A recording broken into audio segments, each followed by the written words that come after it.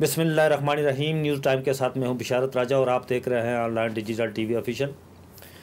नाज़रीन, आज इस्लामाबाद में स्पेशल जज थे जो राजा आसिफ महमूद। आज उन्होंने एक मुतनाज़ा ट्वीट जो सेनेटर आज़म स्वाति ने किया था उस हवाले से आज उन्होंने फ़ैसला देना था, उनकी ज़मानत के हवाले से फ़ैसला देना था।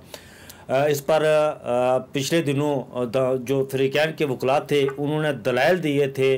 दोनों अतराफ़ से दलाइल सुनने के बाद स्पेशल जज ने जो ये केस किसका फ़ैसला महफूज किया था इस केस का, और आज उन्होंने इसका फ़ैसला देना था। लेकिन हुआ ये कि ऐन फैसले वाले रोज़ राजा आसिफ महमूद स्पेशल जज जो इस्लामाबाद में बैठते हैं, ऐन फैसले वाले रोज़ उनका तबादला कर दिया गया और उन्हें इस्लामाबाद हाई कोर्ट भेज दिया गया। और आज़म खान को जो इससे पहले एहतसाब अदालत में जाए थे उन्हें स्पेशल जज बनाकर वहाँ भेज दिया गया। इस केस को लेकर मैं काफ़ी देर से ये सोचता रहा कि ये ऐसा क्यों हो रहा है।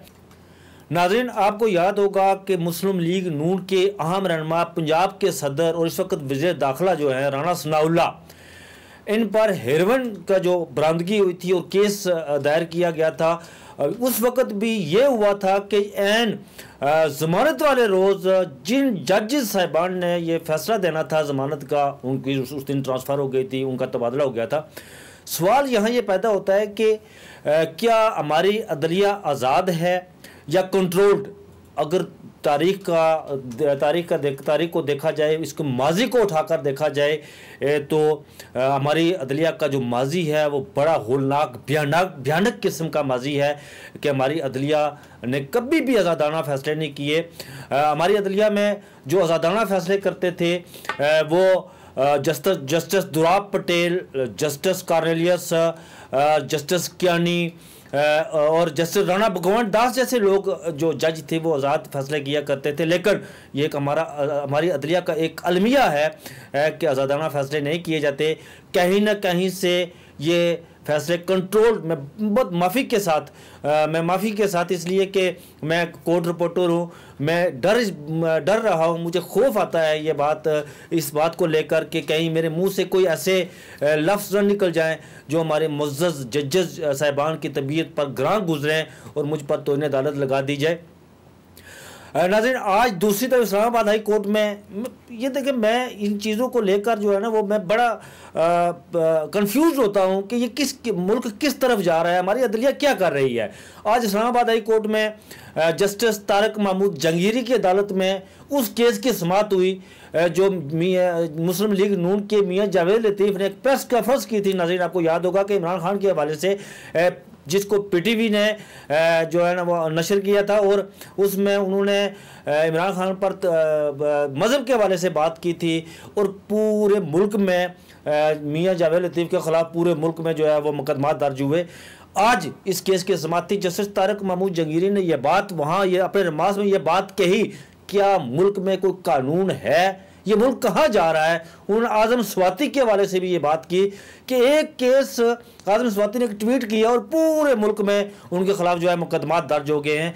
अब ऐसा नहीं होना चाहिए। उन्होंने सुप्रीम कोर्ट की उस जजमेंट के हवाले से भी बात की कि सुप्रीम कोर्ट ने जजमेंट दी हुई है कि एक जो है वो किसी बयान के हवाले से अगर वो FIR दर्ज होती है तो वो एक ही FIR होगी, लेकिन यहाँ पर पूरे मुल्क में दर्जनों के हिसाब से FIR दर्ज हो रही हैं।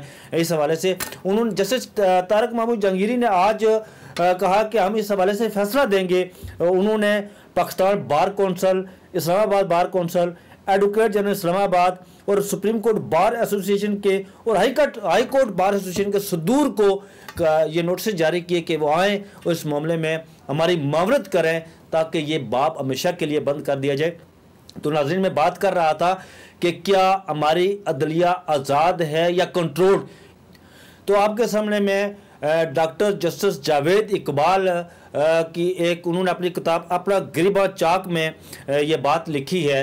उन्होंने कहा कि भुट्टो का दौरे हुकूमत था तो कोई एक कर्नल किसी क्रिमिनल केस में था और वो केस लाहौर हाई कोर्ट के सामने गया और ये केस जा उस वक्त के लाहौर हाई कोर्ट के जस्टिस शमीम कादरी के इस केस की हेयरिंग कर रहे थे, वो समाअत कर रहे थे। तो उन्होंने आइन और कानून के मुताबिक शायद उस कर्नल की साजिश की, ये उन्होंने अपनी किताब में लिखा हुआ है, मैं अपनी तरफ से ये बयान नहीं कर रहा हूँ, ये उन्होंने अपनी किताब में लिखा। और इसका हवाला मैं कई बार जब चीफ जस्टिस अतर बिनुल्लाह इस्लामाबाद हाई कोर्ट के जस्टिस होते थे तो उनके सामने मैं ये बात कर चुका हूँ। तो उन्होंने उसका उस साजिश की, तो उस पर यह मामला इतना आगे गया कि भुट्टो ने लाहौर हाई कोर्ट के उस वक्त के चीफ जस्टिस सरदार इकबाल को बुलाया और उन्होंने कहा सरदार इकबाल को कि अपने जजेस साहिबान को जो है वो संभालिए, हम अभी जंगल से बाहर नहीं निकले हैं। ये मामला इतना तवील गया फिर कि जब जस्टिस सरदार इकबाल जो चीफ जस्टिस थे उन्होंने जाकर वापस जस्टिस शमीम कादरी को ये पैगाम पहुँचाया, भुट्टो का पैगाम, तो वो इतने खौफजदा हुए। ये किताब में लिखा हुआ है। ये जस्टिस जावेद इकबाल, डॉक्टर जावेद, मैं बार बार इसलिए कह रहा हूँ कि कहीं अल्लाह ना करे कि मुझ पर ये कोई बात कहे कि मैं अपनी तरफ से नहीं कह रहा हूँ मैं, ये किताब में लिखा हुआ है कि वो इतने खौफजदा हुए जस्टिस शमीम कादरी कि वो मिलने के लिए कमांडर इन चीफ के पास, उस वक्त general tikka Khan commander in chief थे, उनके पास चले गए, उनसे माफ़ी तलाफ़ी की। और डॉक्टर जस्टिस जावेद इकबाल ने यह भी लिखा हुआ है कि उन्होंने उनकी दराजी उम्र के लिए कुर्बानी, बकरे की कुर्बानी भी दी थी, बकरा सदका किया था उनकी दराजी उम्र के लिए।